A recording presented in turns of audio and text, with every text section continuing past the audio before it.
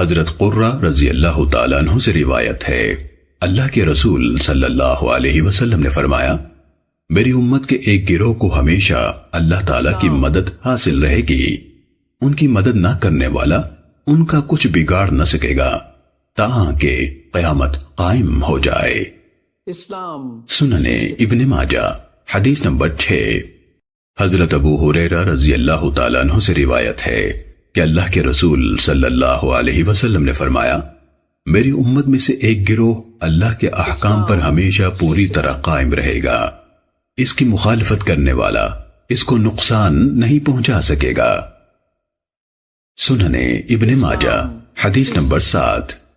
حضرت ابو عنبہ خولانی رضی اللہ تعالیٰ عنہ سے روایت ہے، یہ وہ صحابی ہیں جنہوں نے رسول اللہ صلی اللہ علیہ وسلم کے ساتھ دونوں قبلوں کی طرف نماز پڑھی ہے۔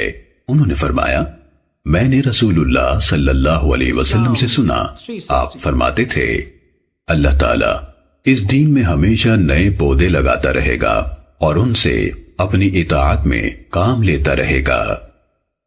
سننے ابن ماجہ حدیث نمبر 8۔